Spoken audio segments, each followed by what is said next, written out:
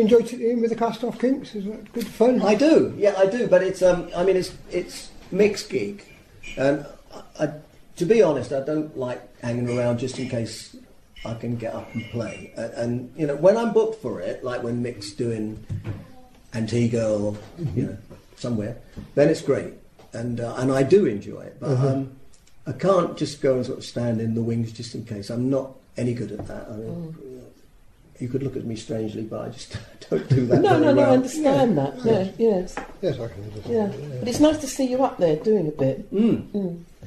Yeah, well, it's always nice at Boston, isn't it? Yes. Well, I'm always available if Mick can't make it, but I just, as I said, I'm not a good hang-arounder to see. So it is a great play, and the interesting thing about it is that they do arrangements that I never knew. And by the time I joined in '84, a lot of bits of songs had been kicked into touch. Ray didn't want to do them anymore, so he'd miss bits out. And so when I hit them when I'm playing with Nobby or with the cast-offs without Nobby, I think, hang on a minute, where's this bit? And this bit? And I become intuitive. Yeah, well, you used to big ears. I mean, the one thing about being in the Kinks, as Jim will tell you, is that you had to have big ears and big eyes. You had to, I mean, you probably don't realise this, but Ray was over there. Well, drummers mostly look this way because that's where the hi-hat is, and most of the goings on happen on the left-hand side. So I can see Dave because he's over there. I can't see Ray unless I do that. So I worked out this way of sort of evening myself up. I mean, it probably helped my neck doing that rather than that. But, you know, I probably pushed it back to where it should have been. So I had to watch Ray at all times. And if you listen to some of the endings, Ray will go up and, you know, we'll be building a shed at the end, and Ray will go up and I'll close the door when he lands, only to discover that Dave is still in the air. So I have to then close. Now this went on for many, many years. So you go, boom, when Dave came down. Have you ever sung on any records? Oh yeah, loads. Besides Hold Your Head Up, which is my line, and I think with God Gave Rock and God Gave Rock and there was some stuff that I did on God Gave Rock and Roll. I mean, sort of ensemble stuff. However, Bobby had been my friend for many years, and we would meet each other at the Blue Boar or a TV program. You know, we'd be doing Thank You Lucky Stars, and we always said, you know, we ought to make a record. So eventually we put it together, and the record was Drum and Coke, and it was a drum solo, and would that I had something of it somewhere, but I haven't anymore. Anyway, the B-side of it was called Why Won't They Let Us Drummers Sing? So, and the lyrics are, why won't they let us drummers sing? It seems to me it really is a waste. And it goes on to say, it isn't fair to see us always stuck right at the back, singing softly to ourselves with voices that they lack.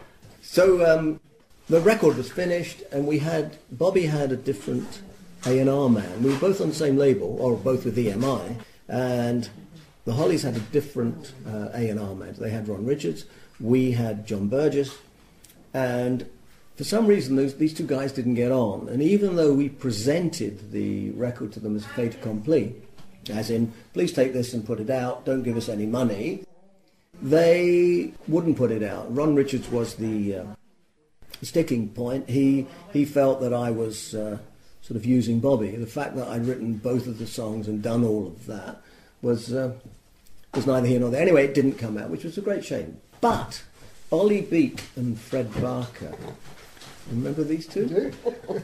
They recorded it, and they recorded it as Why Won't They Let Us Fellas Sing? And I have no idea whether it came out, but unfortunately Auntie Mew, the lovely Auntie Muriel, is dead, so I have nobody to ask. I think Wally Whiten might be dead as well, I'm not sure. So that yes, I have sung, but don't think that I'm any good, all right?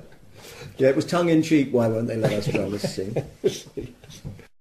Have you written anything else apart from those songs that never got released?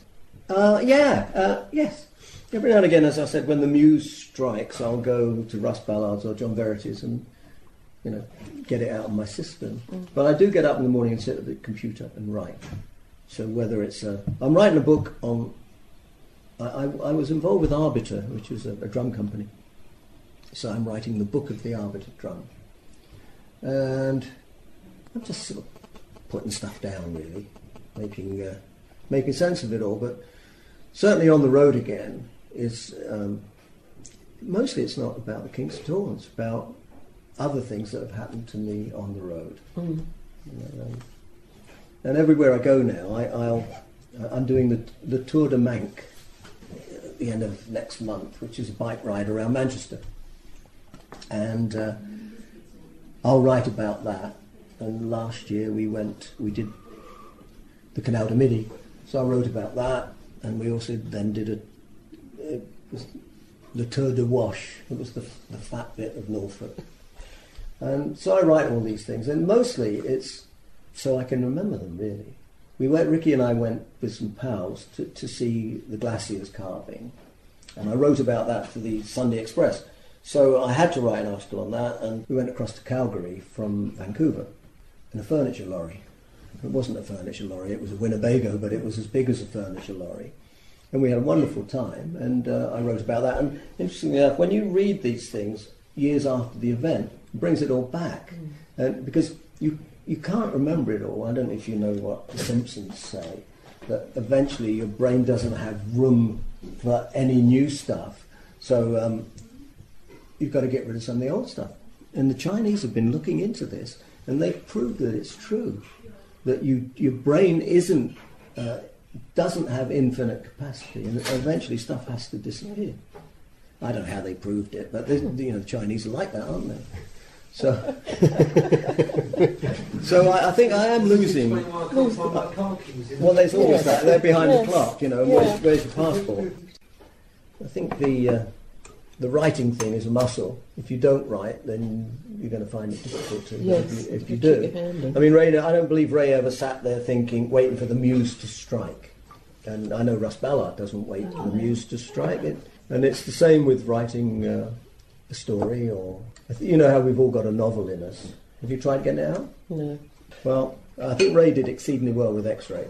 Yes, because he could write his biography without saying who it was. And that was a very clever ploy, because nobody was going to recognise themselves, or if they did recognise themselves, they wouldn't be too unhappy about it because it wasn't supposed to be there. But there is more in this heaven and earth than what is revealed in the X-ray. But if you're going to write a novel, then any novel has to be stuff you know about. You can't possibly write a book about stuff you don't know. Well, you could, but it wouldn't be very true. It wouldn't be true. I was listening to Frederick Forsyth, and it's back to it must have been on Radio 2 the other day. It's back to what we're saying about Ray. It's being a good observer and acting on what you've just seen or heard. And Frederick Forsyth's got this book coming out about how do you stop the drug trade. And he's written a novel about it, but he's obviously given it a load of thought. And the way you stop it is you can't stop it at source, because that's where, if people aren't involved with cocaine, then they're starving. Because there is no alternative, it's the same as the poppies, there is no alternative. So you either starve or you produce this stuff. And then when it gets to the other end, again, you have the same thing going on, where if people don't distribute it, they can't eat. That's being a bit facile, but that's... So anyway, Frederick worked out, Freddie to me, that it's the middle bit, that's where you stop it, because it has to go on a ship. It has to get there. And it's while it's getting there, that's when it's at its most vulnerable. So that is the way to stop the trade. And it's an interesting thought, really. I've got another view about how you stop it. I think we should buy it and get rid of it. And that would be the end of it. Because certainly the first end, where they're producing it, would be satisfied, so people wouldn't be starving there. And the other end, Well, Well, they'd have to legalise it for us to buy it. no, we buy it anyway. It doesn't have to be legal. We buy it. We need it for hospitals. We're already buying it. We're just not buying it all. So if we bought it all, then that would make it happen. Why are you looking at me strangely? Well, in theory, they would just keep on increasing production. I think there's a law of diminishing returns. I don't think they can, because it's hugely time consuming. I've seen a program on how they do it, and it's not easy to produce, and any old person can't produce it. You need a bit of expertise, but you also need lots of chemicals and all that sort of thing. But what do I know? I just think that there has to be a way around. But I think old Freddie has got it right, to stop it in the middle.